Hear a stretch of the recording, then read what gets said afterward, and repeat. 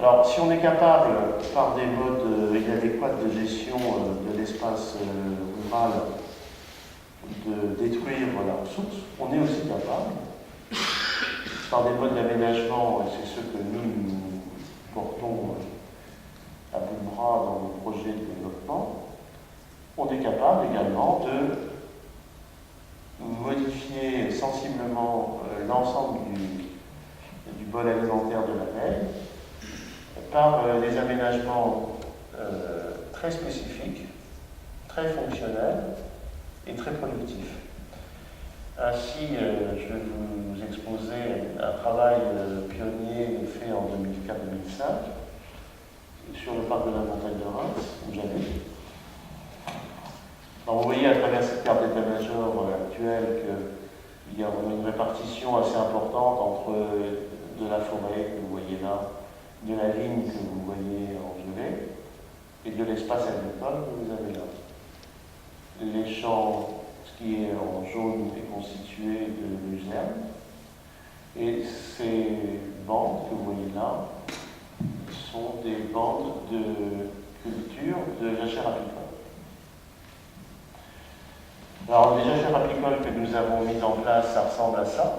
Donc, au premier plan, vous avez les facélies en train de faner. Au milieu, vous avez une fleur de tournesol. Derrière, vous avez du lotier corniculé. Là, vous avez du mélino. Et derrière, vous avez la forêt que je vous ai montré tout à l'heure. On peut avoir des mélanges de fleurs, comme celle-là. Vous avez également des variantes dans les milieux, comme par exemple les milieux jaunes. Voilà le détail des facélies. Voilà un détail de lotier corniculé. Voilà un détail de cinq-foin. Vous avez là, il y a eu une période où s'était développé des jachères fleuries avec des plantes alloptones très peu intéressantes pour les abeilles, mais je les note quand même. Et ensuite, dans l'expérimentation, nous avons collecté des pollens tout au long de la floraison de ces jachères, et nous les avons identifiés, et nous sommes arrivés à ces 37 espèces visitées par les abeilles. Et ensuite, on en a fait un classement, et on s'est rendu compte que sur l'expérience que je vous ai montrée tout à l'heure, où les jachères apicoles ne représentent pas 0,5% de l'espace théorique utilisé par les abeilles, visité par les abeilles, vous vous rendez compte que les espèces que nous avons cultivées représentent 77% du bol alimentaire des abeilles pendant la période de floraison. Quand nous sommes arrivés à ces chiffres-là, on a remonté les pollens et on a refait les proportions tellement ça nous paraissait étonnant. Car étaient présents dans le milieu d'autres ressources spontanées, mais qui ne se sont pas exprimées. Et après coup, on a compris pourquoi elles ne s'étaient pas exprimées. C'est qu'à travers les modes d'occupation de l'espace, qui font que le végétal peut continuer à exister, mais s'il est broyé tous les ans ou tous les 3 ans, il ne peut pas exprimer une floraison. Sur l'ensemble des 3000 hectares, on avait 18 hectares de jachères apicoles.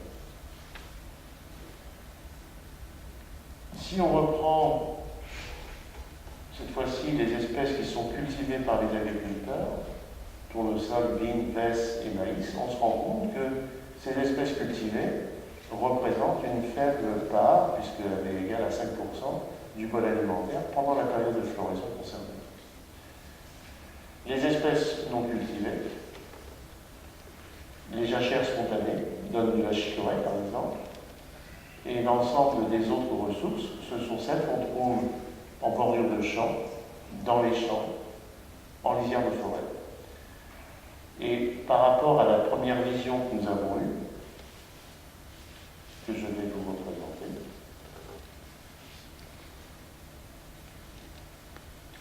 voilà, les 17% appartiennent à toute cette masse verte que vous voyez, soit par la masse elle-même, soit par la lisière de cette masse.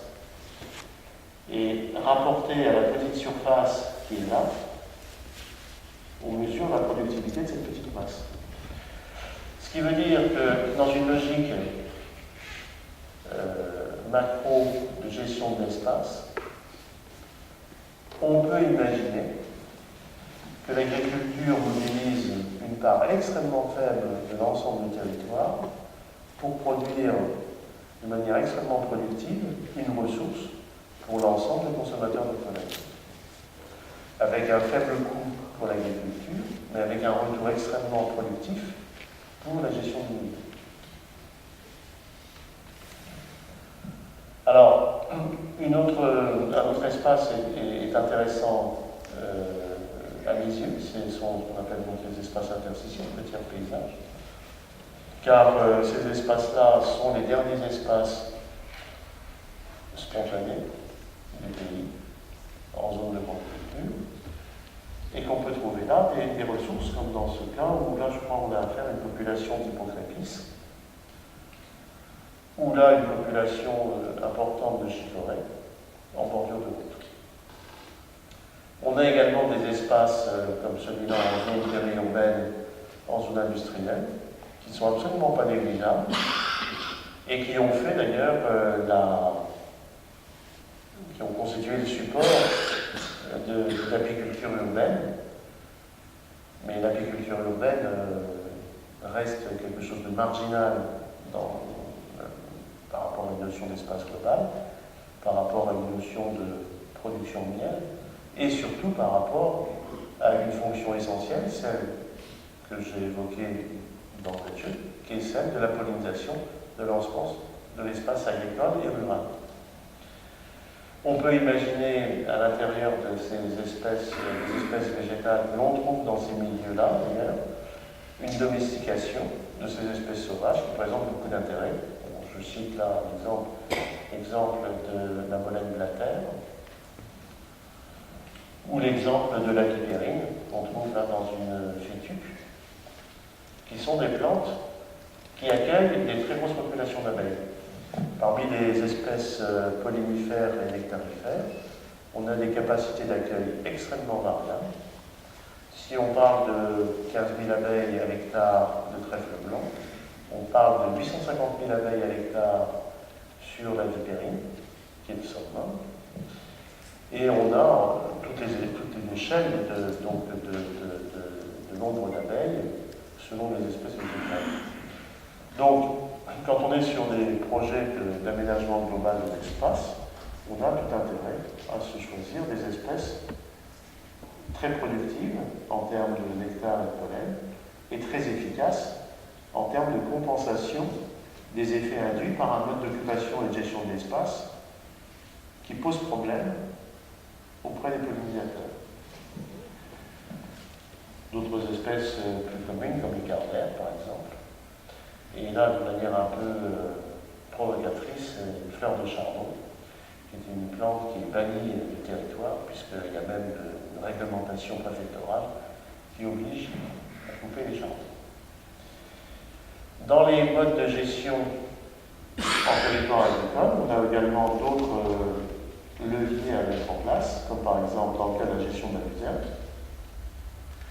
où à partir de 2007, on a travaillé avec Comme de France d'Hydratation sur un nouveau modèle de gestion des parcelles de luzerne qui consiste à laisser une bande en fleurs, comme vous la voyez là à droite, alors que la partie gauche a été fauchée précédemment. Ainsi, on maintient dans l'espace un patchwork de ressources qui fait qu'il y a de manière continue une ressource dans l'espace. Alors ça, c'est quelque chose d'extrêmement important, parce que ça permet aux abeilles de continuer à butiner, même si en fait, globalement, ces bandes ne constituent pas une ressource qui va générer une mielée. Par contre, ça va quand même entretenir l'activité de la ruche. Ça va permettre aux abeilles de sortir, de ne pas être dans une situation de claustration, car la situation de claustration pour une ruche est quelque chose d'éminemment problématique. Car un des principes de l'hygiène de la ruche, ça consiste à ce que les abeilles atteintes par le parasitisme ou les maladies aillent périr à l'extérieur de la ruche et ne contribuent pas à contaminer les individus sains à l'intérieur de la ruche. Donc, en absence de ressources, comme en période climat tout à fait détestable, comme on l'a connu par exemple cette année, 2012. Quand on a une ressource, même minime, ça permet aux abeilles de bénéficier de ce processus auto-épurateur. Dans le cadre de l'étude de la luzerne, donc on avait ces objectifs de mesurer l'intérêt et la biodiversité globale de cette gestion de la luzerne. Et les différents supports que l'on avait pour mesurer l'intérêt pour la biodiversité globale, on avait le support abeille, le support papillon, le support orthoptère-chiroptère et les abeilles sauvages. Les résultats d'expérimentation en 2009 nous montrent un intérêt significatif des bandes non fauchées pour la récolte de nectar pour les abeilles. Il n'est